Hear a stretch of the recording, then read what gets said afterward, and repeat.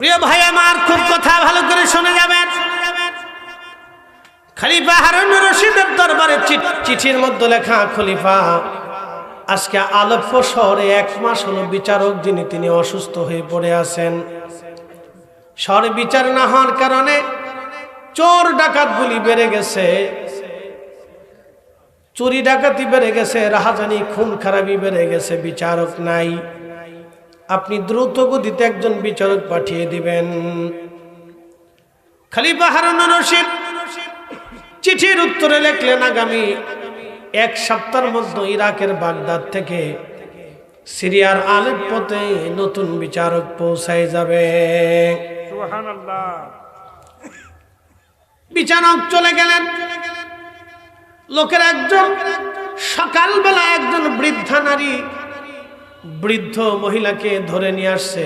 বৃদ্ধ মহিলাকে ধরে আনার পরে বিচারক জিজ্ঞেস করলেন, হে লোকেরা, তোমরা কেন বৃদ্ধ নারীকে ধরে আনছো, কারণ কি? লোকেরা বলল, বিচারক, এই বৃদ্ধ নারীটা আমাদের ঘরে আমাদের দোকানে চুরি করতে যায় হাতে হাতে ধরা পড়েছে। সে আমাদের দোকানে রুটি চুরি করতে গেছে আর মধু চুরি করতে গিয়েছিল, আমরা হাতে নাতে তারে ধরে এনেছি। বিচারক জিজ্ঞেস করলেন, বুড়িমা, তুমি কি রুটি আর মধু চুরি করতে গিয়েছিলা? বুড়িমা বলল, হ্যাঁ বিচারক, আমি রুটি আর মধু চুরি করতে গিয়েছিলাম। বিচারক বলল, বুড়িমা, এই বৃদ্ধকালে এই ক্ষীণহীন দুর্বল বয়সে তুমি চুরি করতে গেলে কেন, কারণ কি? বৃদ্ধা নারী চোখের পানি ছেড়ে দিয়ে বলল, বিচারক, আমার ঘরে 2টি এতিম নাতি বাচ্চা আছে, ওরা এতিম, বাবাও নাই মাও নাই। এই 2টা এতিম সন্তানকে আমি লালন পালন করি। আমি বৃদ্ধ মানুষ, আজকে 7 দিন হলো আমার ঘরের মধ্যে কোনো খাবার নাই, দানা নাই, পানি নাই, রুটি খেজুর নাই। বাচ্চা 2টি ক্ষুধার্ত, ক্ষুধার কারণে সহ্য করতে না পারে আমি রুটির দোকানে রুটি চুরি করে আমার এতিম বাচ্চাদের খাওয়ানোর জন্য গিয়েছিলাম। বিচারক, আমি চোর, আমি চুরি করেছি, আল্লাহর আইন অনুযায়ী আপনি আমার ফায়সালা করে দেন। ভালো করে বুঝে যাবেন, এই ঘটনাটা একটা প্রসিদ্ধ ঘটনা। তো বিচারক স্তব্ধ হয়ে গেলেন, স্টপ হয়ে গেলেন। একটা বৃদ্ধা কখন চুরি করে বুঝতে পারতেছে। তারপরে তার ঘরে এতিম নাতি বাচ্চা। বিচারক বলে, ঠিক আছে, আমি বুঝতে পারছি, কিন্তু এই বুড়ির বিরুদ্ধে আজকে আমি রায় দেব না, আগামীকাল সকালে রায় দেব, কিন্তু শহরের যিনি নগর প্রধান তিনি উপস্থিত থাকবেন, যিনি পুলিশ প্রধান তিনি উপস্থিত থাকবেন, যিনি খাদ্য অধিদপ্তরের প্রধান তিনি এই আলেপ্পো শহরের যিনি আছেন তিনি উপস্থিত থাকবেন, এবং এই আলেপ্পো শহরের ধনী ধনী ব্যক্তি যারা আছেন তারাও উপস্থিত থাকবেন। আগামীকাল সবার সামনে বিচার ফায়সালা হবে। বুঝে যাবেন তারা পৃথিবীতে কেন জয় করেছিলেন, পৃথিবী কেন জয় করেছিলেন। কাফেরদের সাথে তারা কখনো যুদ্ধ হারেন নাই, কারণটা কি বুঝে যাবে না।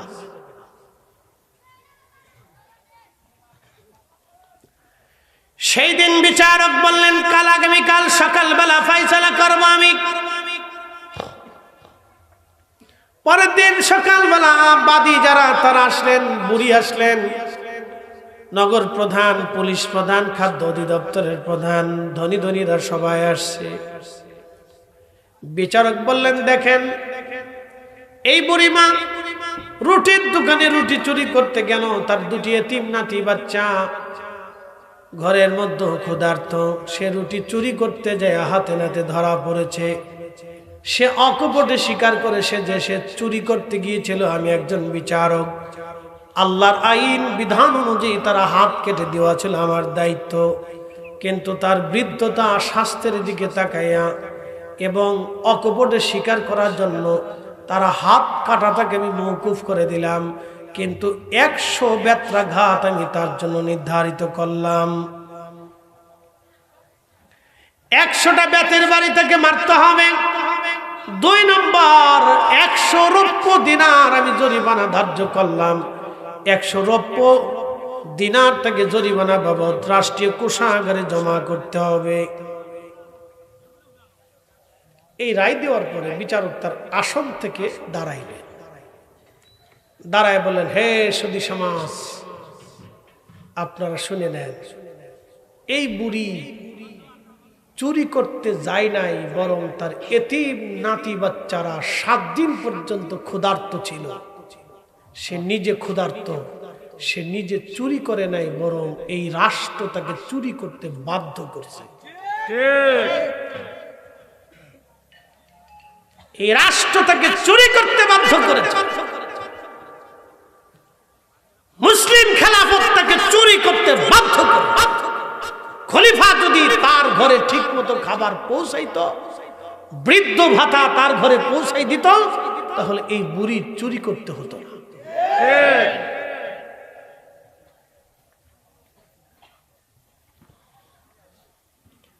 এই রাষ্ট্র তাকে চুরি করতে বাধ্য করেছে। খলিফা সে তার দায়িত্ব অবহেলা করেছে। যেহেতু সে রাষ্ট্রপ্রধান, গরিব খাইলো কি খাইলো না তার খোঁজ নেওয়ার দায়িত্ব ছিল। অতএব বুড়ির 100 বেতের বাড়ি আমি 20টা বেতের বাড়ি খলিফার জন্য নিযুক্ত করলাম। সুবহানাল্লাহ বলা যাবে? আরো জোরে বলেন, জোরে জোরে। বাংলাদেশের কোন বিচারকের কলিজায় সাহস আছে রাষ্ট্রপ্রধানের বিরুদ্ধে রায় দেওয়া? দেখান, স্বাধীনতার পর থেকে এই পর্যন্ত দেখান, আগামীতে হবে কিনা জানি না। ঘুরে ফিরে লাভ কত? স্বাধীনতার পর থেকে এই পর্যন্ত নজরে পড়ে নাই। কারণ বিচারক চিন্তা করে যে আমি যে রায় দিব পরবর্তী থেকে আমি নিরাপদ কিনা, আমার বাচ্চারা নিরাপদ কিনা, আমার সন্তানরা, আমার স্ত্রী পরিজন, পরিবার পরিজন নিরাপদ কিনা। বৃষ্টি আপনি চান, এই জন্য আল্লাহ অনেক সময় বৃষ্টি দেয় না। আপনারা ভালো খাইতে চান, এই জন্য ভালো খাইতে পারেন না, আল্লাহ দেয় না। এই উপস্থিতি মনোযোগ দিয়ে কথাগুলি শুনে যাবেন। আজ বিচারক বললেন 20টা বেতের বাড়ি খলিফার হাতে মারা হবে। যেহেতু খলিফার পক্ষ থেকে আমি তার প্রতিনিধি বিচারক, অতএব আমার হাতের মধ্যে এখন মেরে দাও। আমার হাতে যখন মারা হবে তখন যেন কোনো দয়া না করা হয়, আস্তে মারা না হয়, যেইভাবে মারলে শাস্তি হবে সেইভাবেই যেন মারা হয়। 20টা বেতের বাড়ি যখন হাতের মধ্যে মারা হলো, হাত ফেটে কেটে রক্ত বের হতে লাগলো। এবার তিনি বিচারক নিজের হাতে নিজে কাপড় দিয়ে এই কাটা হাতগুলি তিনি রক্ত বন্ধ করতে লাগলেন। বিচারক বললেন, এবার যিনি নগর প্রধান, খলিফার পক্ষ থেকে তিনি দায়িত্বে ছিলেন এই বুড়ি মার বাড়ি খোঁজ নিয়ে তার ঘরে খাবার পৌঁছানো। নগর প্রধান সে তার দায়িত্বে অবহেলা করেছেন বিদায় তার হাতের মধ্যে 20টা বেতের বাড়ি সমান তালে মারা হোক। একসাথে বলবেন আল্লাহু আকবার। এরকম বিচার দেশে আছে?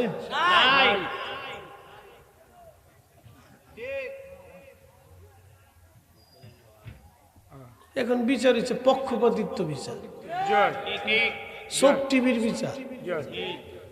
3 জনে যায় ওই কোনায় যায় কথা খায়, আর 3 জনে ওই কোনায় কথা খায়, আর 3 জনে ওই কোনায় কথা খায়। কি কথা খায় আল্লাহ জানে। কথা তো সবার সামনে কই, কি কথা ঠিক আছে না ভাই? পরামর্শ করে যে কেমনে কারে ঠগানো যায়, কারে জিতানো যায়। শয়তানে হাসে, কয় বাপ রে বাপ, এর আবার মুসলমান হয়েছি। আমার সাথে সিটার, আমি আর কি সিটার, এটা আমার সাথে বড় সিটার ওরা।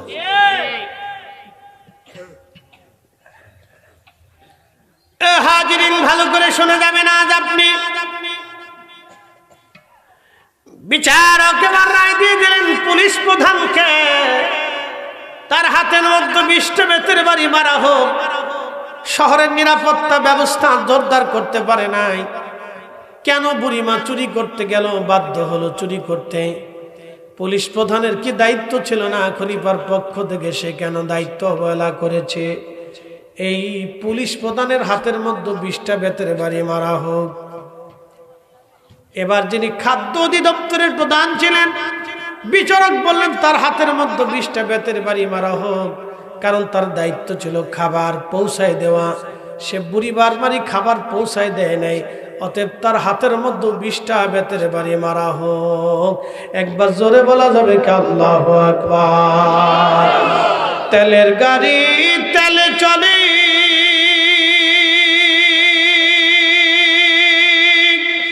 হাওয়ার গাড়ি হাওয়ায় উড়ে, বিনা তেলে চালায় গাড়ি নবী সুলাইমান।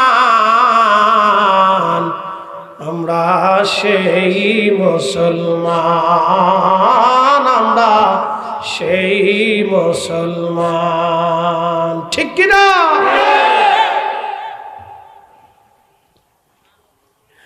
বিচারক এবার ডাক দিয়ে বললেন, যারা শহরের ধনী ধনী তারা হাত পাতেন। বলে আমরা কেন হাত পাতবো? বলে আপনারা ধনীরা যদি গরিব মানুষের বাড়িতে খোঁজ নিয়ে রাত্রিবেলা খাবার খাইতেন। একসাথে বলবেন না মারহাবা? ধনীদের দায়িত্ব কি? গরিব মানুষের খোঁজ নেওয়া। ধনীরা যদি গরিবের বাড়ি খোঁজ নিত, তাহলে এই বুড়িমার চুরি করতে হয় না। তার ঘরের মধ্যে খাবার গেলে সে আর চুরি করতো না। এই ধনীরাও চুরি করতে তাকে বাধ্য করেছে। অতএব ধনীদের হাতের মধ্যে সমান তালে বেতের বাড়ি মারা হোক। একসাথে বলেন আল্লাহু আকবার। আরো জোরে, আরো জোরে, জোরে। এরা মুসলমান ছিল, কথা কোন ঠিক কিনা? এরা কি ছিল? ধনীর হাতে মারে দেয়, তো প্রত্যেক ধনীর হাতে শটাং শটাং করে মেরে দিচ্ছে, বাটাম চালা। মারার পরে এবার বিচারক বলতেছে, তারা জন্য 100 রৌপ্য দিনার জরিমানা ধার্য করেছি। খলিফার পক্ষ থেকে আমি 50 দিনার দিলাম, বাকিরা 50 দিনার করে দাও। খাবার দিব না, রাষ্ট্রীয় কাজে অবহেলা করবা। আমাদের দেশের কত আমলা সামলা কামলা ঠিক মতো রাষ্ট্রের সম্পদ চাকরি বুঝাই দেয় না। অফিসে আসার কথা 10টায়, হেঁটে আসে 12টায়, 12টায় যে হেঁটে আসার কথা 3টায়। কি যে একটা অসুবিধা এদেশে। আর বিশ্বাস করবেন না, আমি বেশ অনেক বছর আগে একটা এই আপনার ইন্ডিয়ার সাথে এক্সপোর্ট ইম্পোর্ট একটা লাইসেন্স করতে গেছিলাম। তো করছি, লাইসেন্স করছিলাম, চিন্তা করলাম যে একটু ব্যবসা করি। এক্সপোর্ট ইম্পোর্ট লাইসেন্স করতে গেছি। আমার ফরিদপুরে এক অফিসে একটা কাগজের জন্য গেছি, 7 দিন যায়, একটা সিগনেচার দেয় না। আমি শেষে এই সহকারীকে বললাম, কারণ কি রে মিয়া, সিগনেচার হয় না? আমি রাষ্ট্রের কাজে আসছি, ব্যবসা করবো। হুজুর এখানে মাল না ছাড়লে কাজ হয় না। বুঝতে পারছেন? আমি সেই দিন শোনার পরে বললাম, বাপরে বাপ, এই জন্য তো আমার দেশের পণ্যের দাম এত বেশি হয়ে যায়। কি কথা কর না কেন? রন্দে রন্দে ঘুষ আর চুরি বাটপাটি সিটারি, তার দাম হবে না? কি হবে? একটা জিনিসের দাম 60 টাকা, হেডের বাটপাটি সিটারি করতে করতে হয়ে যায় 12 টাকা। সব আমার দেশের মানুষের পকেট থেকে টাকা চলে যায়। এই টাকাগুলি না গেলে আমার দেশের মানুষ দুমুঠো ভাত, একটা বাড়ি, ভালো সুন্দর ঘর বানাইতে পারে। কথা কর না কেন? আমি সেদিন বললাম, বাপরে বাপ, কত কোয়ালিটি চুরিয়ে দেশে।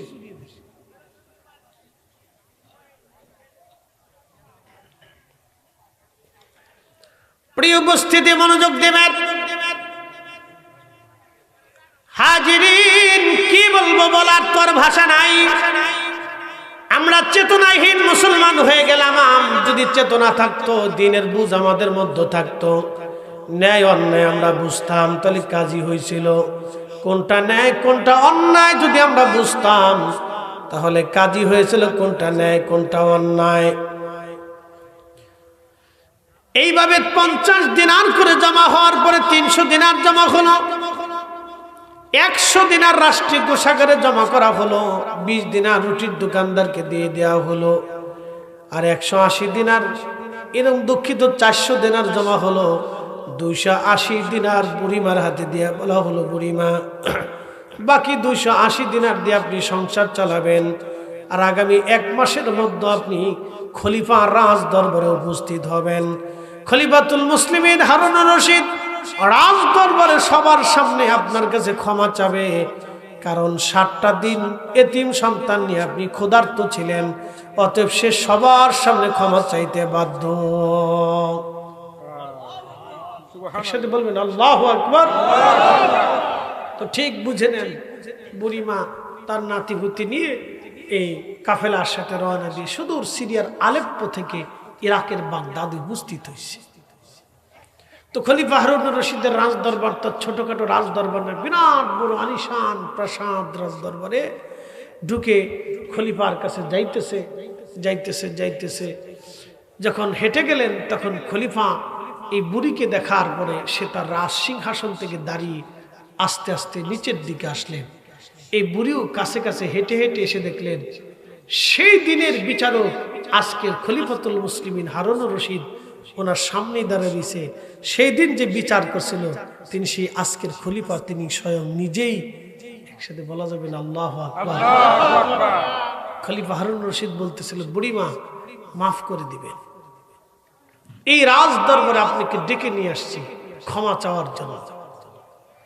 সেই দিন আমি বিচার করেছিলাম, কিন্তু আপনি 7 দিন ক্ষুধার্ত ছিলেন, আপনার এতিম বাচ্চাগুলি 7 দিন না খেয়ে কষ্ট করেছিল। যদি আপনি আদালতে মেহশরে আল্লাহর সামনে বিচার দায়ের করে বসে, তাহলে আমি খলিফা হারুনুর রশিদ মামলার আসামি হয়ে যাব।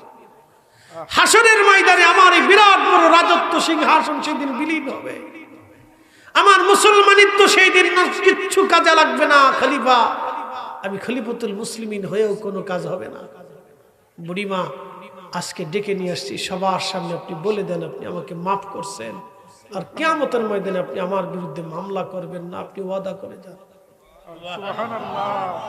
এরা মুসলমান ছিল, এরা মুসলিম শাসক ছিল, এরা যতদিন মুসলমানদের মাথার উপরে ছিল ততদিন মুসলমানদের বিজয় হয়েছে। কথা বলেন ঠিক না বেঠিক? আজকের বাইতুল আকসা তারা কোনোদিন নিতে পারে না। এরকম মুসলিম শাসক যখন আমাদের মাথার উপর থেকে সরে যায়, নারী লোভী, অর্থ লোভী, মদের লোভী, ক্ষমতার লোভী মুসলিম শাসক আমাদের মাথার উপর চেপে বসলো, তখন ফিলিস্তিন আমাদের হাতছাড়া হয়ে গেল।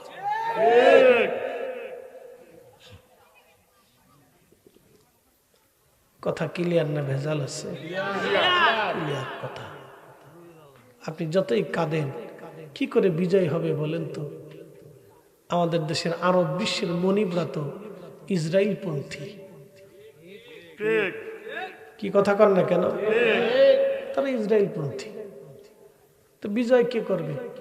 ওই কিছু ফিলিস্তিনিরা কোন রকম যুদ্ধ চালিয়ে যাচ্ছে, মরতেছে, যুদ্ধ করতেছে, বাঁচতেছে, যুদ্ধ করতেছে, দিকে দিকে ধীরে ধীরে ধীরে ধীরে চলতেছে। প্রিয় হাজিরিন, মনোযোগ দিবেন। সেই দিনের সেই বিচারক খলিফা হারুনুর রশিদ তিনি বুড়িমাকে ডাক দিয়ে বলেন, বুড়িমা আমাকে মাফ করে দেন, কিয়ামতের কঠিন আদালতে আপনি আমার বিরুদ্ধে মামলা করবেন না। যদি মামলা করে দেন আমার সর্বনাশ হয়ে যাবে, আমি ধ্বংস হয়ে যাব। কারণ আপনার এতিম বাচ্চাগুলি ক্ষুধার্ত ছিল, এই অভিযোগের মামলা যদি আপনি আল্লাহর আদালতে করেন, বুড়িমা আমার হাসর ধ্বংস হয়ে যাবে, আমি হাসরে অপমানিত হব, হাসরে আমি লাঞ্ছিত হয়ে যাব, আপনি আমারে ক্ষমা করে দেন। আল্লাহতে পরিপূর্ণ ঈমান কোথা আসে মুসলমান? আল্লাহতে পরিপূর্ণ ঈমান কোথা আসে মুসলমান? আল্লাহতে পরিপূর্ণ ঈমান কোথা আসে মুসলমান? আল্লাহ কোরআনে বলে দেন, ইন্নাল্লাহ ইয়ামুরু বিল আদলি ওয়াল ইহসানি ওয়া ইতাইযিল কুরবা ওয়া ইয়ানহা আনিল ফাহশাই ওয়াল মুনকার। একবার জোরে জোরে বলা যাবে কি মারহাবা?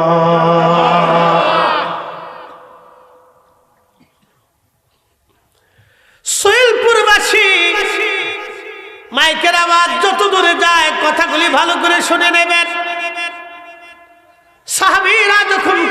দাওয়াত দিল নবীজি, এক আল্লাহর দাওয়াত। নবী বললেন জমিনে অন্যায় হবে না, নারী হত্যা হবে না, মিথ্যা চলবে না, অন্যায় ভাবে কারো সম্পদ কেড়ে নেওয়া হবে না, এবং যারা মাতুব্বর সর্দার আছে তারা অন্যায় ভাবে কোনো কিছু ভক্ষণ করতে পারবে না। নারীর অধিকার ফিরিয়ে দিতে হবে, শিশুর অধিকার, এতিমের হক, আল্লাহর কোরআনের বিধান, রসুলের সুন্নাহর তরিকা, ইনসাফ যখন নবীজি প্রতিষ্ঠিত করতে গেলেন তখনই এসে গেল বাধা। বাধা যারা দিলেন তারা কাফেররা, মক্কার পৌত্তলিকরা। তারা বললেন না, তা হবে না, মুহাম্মদ নবী আমরা মানি না। কিন্তু সেই সময় মুষ্টিমেয় কিছু রসুলের সাহাবী নবীকে লা ইলাহা ইল্লাল্লাহু মুহাম্মাদুর রাসূলুল্লাহ সাল্লাল্লাহু আলাইহি ওয়াসাল্লাম, হাজার হাজার লক্ষ লক্ষ কাফিরের ভিড়ে কয়েকজন সাহাবী কালেমা মেনে নিলেন। তার মধ্যে একজন সাহাবীর নাম হযরত বেলাল, আরেকজন সাহাবীর নাম হযরত সুমাইয়া, একজনের নাম হযরত ইয়াসার, একজনের নাম হযরত রাসূল খাব্বাব রাদিয়াল্লাহু আনহু। এইভাবে কিছু গরিব গরিব সাহাবীরা নবীকে মেনে নিল। এক নাম্বার সুমাইয়া রাদিয়াল্লাহু আনহা, তিনি কৃতদাসী ছিলেন, তিনি হত দরিদ্র মিসকিন ছিলেন। শুধু দরিদ্র হওয়ার কারণে, কৃতদাসী হওয়ার কারণে আবু জাহেল তাকে ধরে নিয়ে আসলো, ধরে এনে তার হাত পা গুলি বাঁধলো। আবু জাহেল বলল, সুমাইয়া তুই একটা দাসী হয়ে তোর সাহস কি করে হয়, তুই মুহাম্মাদের কালেমা মেনে নিয়েছিস। হযরত সুমাইয়া ডাক দিয়ে বলে, আবু জাহেল আমার জীবন নিয়ে নিতে পারো, কিন্তু আমি মুহাম্মাদের তরিকা ছাড়ব না, আমি ওই কালেমা ছাড়ব না, আমি মুহাম্মাদকে আখেরি নবী মানছি, সেটা ছাড়ব না সাল্লাল্লাহু আলাইহি ওয়াসাল্লাম। একবার জোরে বলা যাবে কি মারহাবা।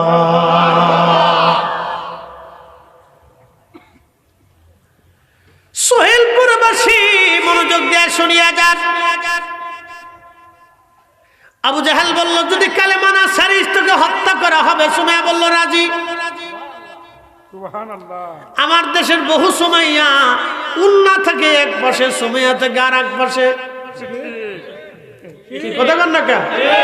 বহু সুমাইয়া ফুচকা খায় বেড়ায়, চটপটি খায় বেড়ায়, বেপর্দা বেহায়া, জোরে বলে। বহু আছে, বহু, হাজারে হাজারে হাজারে হাজারে হাজারে হাজারে সুমাইয়া। আরে এই নারী প্রথমেই কালেমার জন্য জীবন দিল। আচ্ছা বলেন তো, সুমাইয়া রাদিয়াল্লাহু তাআলার অপরাধ কি? সে কি চুরি করছে, ডাকাতি করছে, আর মাল কেড়ে নিয়ে গেছে? শুধু কালেমা করছে। কালেমা কেন? ইনসাফের বাক্য। কালেমা কি? হকের কথা। কালেমা কি? ন্যায়সঙ্গত কাজ। কালেমা কি? আল্লাহর বিধান। কালেমা কি? রাসূলের বিধান। কথা ঠিক আছে না ভাই? কালেমা কি গরিবের হক, শ্রমিকের হক, শ্রমিকের হক? কালেমা কি এতিমের হক?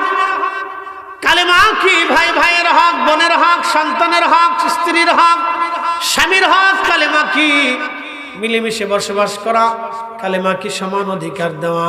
কালেমা কি সৌন্দর্য মিলেমিশে চলা, একজন আরেকজন উপকার করে হেসান করা, দয়া করা?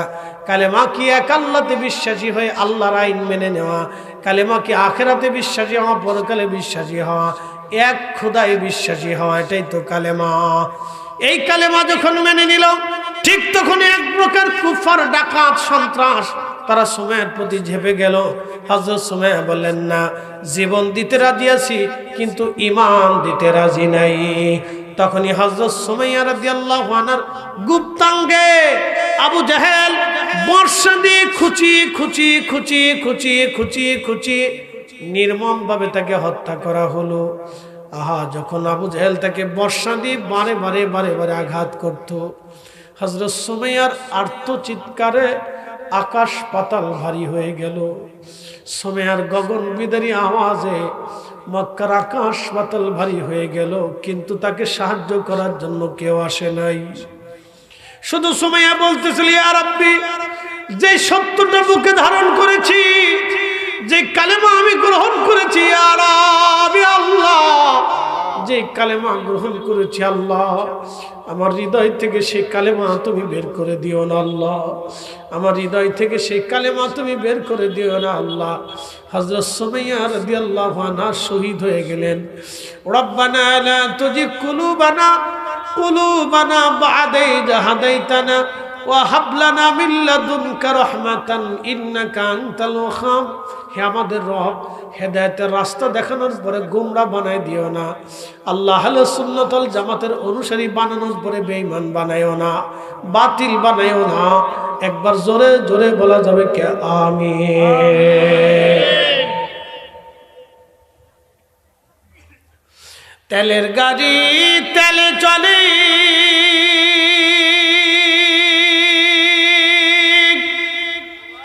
হাওয়ার গাড়ি হাওয়ায় উড়ে, বিনা তেলে চালায় গাড়ি নবী সুলাইমান। আমরা সেই মুসলমান। মারহাবা।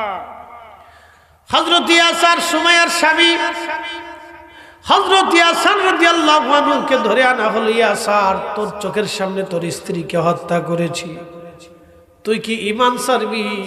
হযরত ইয়াসার ডাক দিয়ে বললেন, না, যেই ঈমান গ্রহণ করেছি সেটা জীবন চলে গেলেও সেই ঈমান ছাড়ব না।